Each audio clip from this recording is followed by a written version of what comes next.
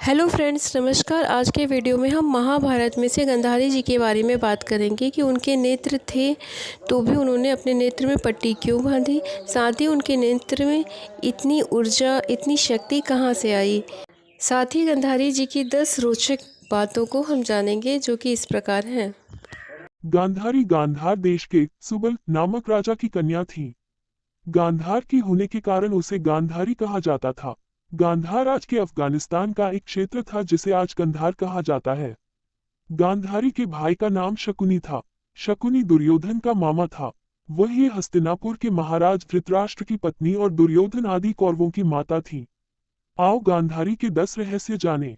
1. इच्छा विरुद्ध विवाह। कहते हैं कि गांधारी ने धृतराष्ट्र से मजबूरीवश विवाह किया था। इसका कारण भीष्म थे। धन्य महाराज धृतराष्ट्र के लिए भीष्म ने गांधार नरेश की राजकुमारी का बलपूर्वक विवाह धृतराष्ट्र से कराया था। 2. धृतराष्ट्र से पहले बकरे से विवाह।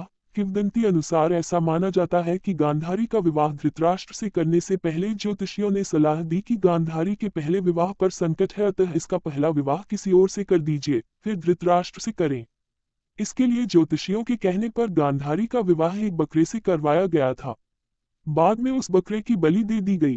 कहा जाता है कि गांधारी को किसी प्रकार के प्रकोप से मुक्त करवाने के लिए ही ज्योतिषियों ने यह सुझाव दिया था। इस कारणवश गांधारी प्रतीक रूप में विधवा मान ली गई और बाद में उनका विवाह धृतराष्ट्र से कर दिया गया। 3. गांधारी ने भी बांधी आंखों पर पट्टी।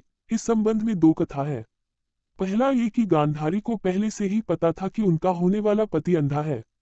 दूसरा ये कि विवाह के बाद जब उन्हें पता चला कि मेरे पति अंधा है तो वह सन्न रह गई था और उसने माना कि मेरे साथ धोखा हुआ है।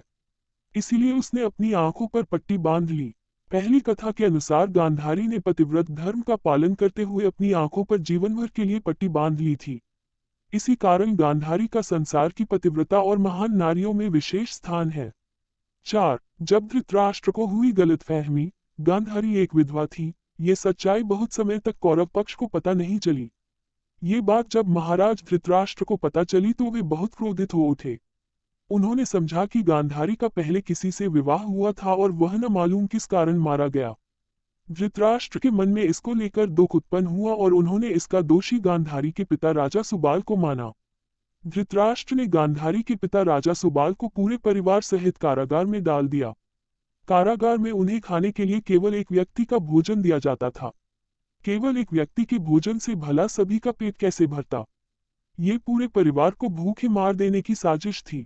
राजा सुबाल ने यह निर्णय लिया कि वह ये भोजन केवल उनके सबसे छोटे पुत्र को ही दिया जाए ताकि उनके परिवार में से कोई तो जीवित बच सके, और वह था शकुनी। ये भी कहा जाता है कि विवाह के समय गांधारी के साथ उनका भाई शकुनी और आयु में बड़ी उनकी एक सखी हस्तिनापुर आई थी और दोनों ही यहीं रह गए थे। 5. गांधारी में थी दिव्य शक्ति। गांधारी भगवान शिव की परम भक्त थी। शिव की तपस्या करके गांधारी ने भगवान शिव से यह वरदान पाया था कि वह जिस किसी को भी अपने नेत्रों की पट्टी खोलकर निग्नावस्था में देखेगी, उसका शरीर वज्र का हो जाएगा। युद्ध से पहले ऐसे में गांधारी ने अपनी आंखों की पट्टी खोलकर दुर्योधन के शरीर को वज्र का करना चाहा, लेकिन कृष्ण के बहकावे के कारण दुर्योधन ने अपने गुप्तांग को पत्तों से छिपा लिया था, जिसके चलते उसके गुप्तांग और जांघें वज्र के समान नहीं बन पाए। इसी कारण अपने प्रण के अनुसार ही महाभारत के अंत में भीम ने गदा से दुर्योधन की जांघ पर प्रहार किया और दुर्योधन मारा गया। 6. गांधारी के पुत्र नहीं थे धृतराष्ट्र के पुत्र। गांधारी के पुत्रों को कौरव पुत्र कहा गया, लेकिन उनमें से एक भी कौरववंशी नहीं था। धृतराष्ट्र और गांधारी के 99 पुत्र और एक पुत्री थी जिन्हें कौरव कहा जाता था।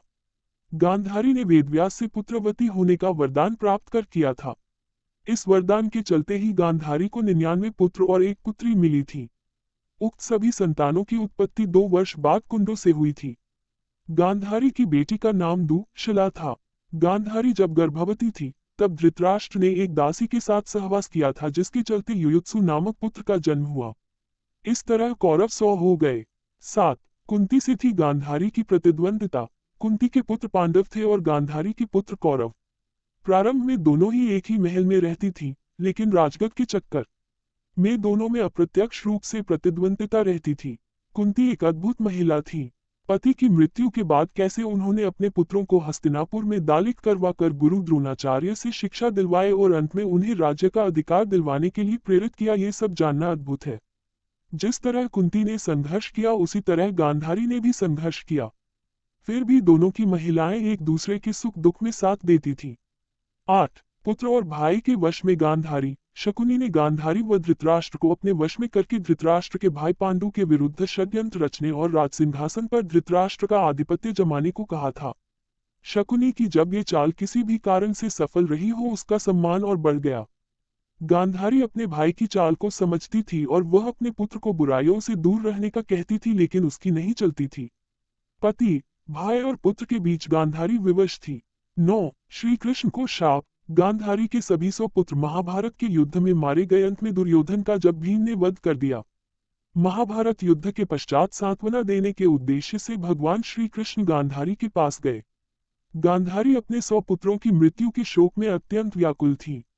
भगवान श्री कृष्ण को देखते ही गांधारी ने क्रोधित होकर उन्हें शाप दिया कि तुम्हारे कारण जिस प्रकार से मेरे 100 पुत्रों का नाश हुआ है, उसी प्रकार तुम्हारे वंश का भी आपस में एक दूसरे को मारने के कारण नाश हो जाएगा। भगवान श्री कृष्ण ने गांधारी से कहा, देवी, मैं आपके दुख को समझ सकता हूँ। यदि मेरे वंश के नाश से तुम्हें आत्मशांति मिलती है तो ऐसा ही होगा। भगवान श्री कृष्ण ने माता गांधारी के उस शाप को पूर्ण करने के लिए अपने कुल के यादवों की मति फेर दी। मौसूल युद्ध के कारण जब श्री कृष्ण के कुल के अधिकांश लोग मारे गए तो श्री कृष्ण ने प्रभास क्षेत्र में एक वृक्ष के नीचे विश्राम किया। वहीं पर उनको एक भील ने भूलवश तीर मार दिया जो कि उनके पैरों में जाकर लगा। इसी को बहाना बनाकर श्री कृष्ण ने देह को त्याग दिया। उसके बाद द्वारिका नगरी समुद्र में डूब जाती है। 10. गांधारी की मृत्यु। युधिष्ठिर के राज्याभिषेक के बाद धृतराष्ट्र, संजय, कुंती और गांधारी ने संन्यास ले लिया और वे अपना आगे का जीवन बिताने के लिए जंगल में कुटिया बनाकर रहने लगे। 3 साल बाद एक दिन धृतराष्ट्र गंगा में स्नान करने के लिए जाते हैं और उनके जाते ही जंगल में आग लग जाती है। वे सभी धृतराष्ट्र के पास आते हैं। संजय उन सभी को जंगल से चलने के लिए कहते हैं, लेकिन दुर्बलता के कारण धृतराष्ट्र वहां से नहीं जाते हैं। गांधारी और कुंती भी नहीं जाती है। जब संजय अकेले ही उन्हें जंगल में छोड़ चले जाते हैं, तब तीनों लोग आग में झुलसकर मर जाते हैं। संजय उन्हें छोड़कर हिमालय की ओर प्रस्थान करते हैं, जहां वे एक सन्यासी की तरह रहते हैं। बाद नारद मुनि युधिष्ठिर को ये दुखद समाचार देते हैं। युधिष्ठिर वहां जाकर उनकी आत्मशांति के लिए धार्मिक कार्य करते हैं। विवाह पूर्व ही गांधारी यह जान गई थी कि उसका विवाह एक दृष्टिहीन राजा धृतराष्ट्र से होने वाला है। उसने अपने पति की इस कमी को स्वयं अपने जीवन पर भी ढाल लिया और स्वयं अपनी आंखों पर भी पट्टी बांधकर अंधकार की परत चढ़ा दी। ना जाने कितने वर्षों तक गांधारी ने दृष्टिहीन व्यक्ति की तरह जीवन व्यतीत किया, लेकिन शायद अपने पति के प्रति इसी कठोर समर्पण और निष्काम भाव की वजह से गांधारी की आंखों में एक ऐसी शक्ति प्रवेश कर गई जो वाकई अद्भुत थी। गांधारी की आंखों की इस शक्ति का दुर्योधन की मृत्यु से बेहद गहरा संबंध है। गांधारी की दृष्टि में एक ऐसी शक्ति थी जिसकी वजह से उसके पुत्र दुर्योधन का देह वज्र के समान कठोर हो गया था, लेकिन गांधारी की यही दृष्टि उसकी मृत्यु का भी कारण बनी। आइए जानते हैं कैसे। महाभारत का युद्ध प्रारंभ होने ही वाला था। गांधारी ने अपने पुत्र दुर्योधन से कहा कि वे गंगा में स्नान कर नग्नावस्था में ही उसके सामने उपस्थित हो जाए। अपनी माता की आज्ञा पाते ही दुर्योधन गंगा में स्नान करने के लिए चल पड़ा। स्नान करने के पश्चात दुर्योधन नग्न अवस्था में अपनी माता से मिलने चल पड़ा। मार्ग में ही दुर्योधन की मुलाकात श्री कृष्ण से हुई। श्री कृष्ण दुर्योधन को पूर्ण नग्नावस्था में देखकर चौंक गए। उन्होंने दुर्योधन से कहा, तुम्हें लज्जा नहीं आती? ऐसी हालत में तुम महल की ओर कैसे जा सकते हो? आखिर मामला क्या है? इससे पहले कि दुर्योधन कुछ कह पाता श्री कृष्ण बोल पड़े, दुर्योधन, पहले तुम बालक थे, किसी भी रूप में अपनी माता के सामने जा सकते थे, लेकिन अब तुम बड़े हो गए हो, माता गांधारी के समक्ष ऐसे जाना अनुचित है। दुर्योधन को श्री कृष्ण की बात सही लगी। उसने अपने कमर के निचले हिस्से को पत्तों से ढक लिया और फिर गांधारी के समक्ष उपस्थित हुआ। जैसे ही गांधारी से अपने नेत्र खोले, उनकी दृष्टि दुर्योधन के नग्न शरीर पर पड़ी, जिसकी वजह से उसका शरीर वज्र के समान कठोर हो गया। परंतु अफसोस, श्री कृष्ण के बहकावे में आकर दुर्योधन ने अपनी जांघों का हिस्सा ढक लिया था, जिसकी वजह से गांधारी की दृष्टि उस भाग पर नहीं पड़ सकी और उसका पूरा शरीर कठोर नहीं हो सका। परिणाम स्वरूप महाभारत के युद्ध के दौरान भीम द्वारा दुर्योधन की जंघा के भाग पर वार करने से ही दुर्योधन की मृत्यु हुई।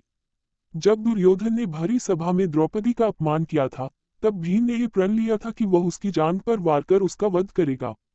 अब आप सोच रहे होंगे कि इतने वर्षों तक आंखों पर पट्टी बांधने वाली गांधारी की दृष्टि में इतनी शक्ति कैसे आ गई कि उसके देखने भर से दुर्योधन का शरीर वज्र के समान कठोर हो गया। गांधारी का पतिधर्म बहुत मजबूत था। एक समर्पित स्त्री होने के साथ साथ वह भगवान शिव की बहुत बड़ी भक्त थी। द्रौपदी के तप से प्रसन्न होकर भगवान शिव ने उसे एक वरदान दिया था कि वह अपने नेत्रों की पट्टी खोलकर जिस किसी को भी देखेगी उसका शरीर वज्र के समान हो जाएगा। गांधारी किसी भी रूप में अपने पुत्र दुर्योधन को मृत नहीं देखना चाहती थी, इसलिए उसने दुर्योधन को अपने समक्ष नग्नावस्था में आने को कहा। लेकिन कृष्ण की बातों में आकर दुर्योधन अपने गुप्तांगों और जांघों को ढककर चला गया, जिसकी वजह से उसके शरीर का ये भाग कमजोर रह गया और परिणामस्वरूप उसकी मृत्यु हुई।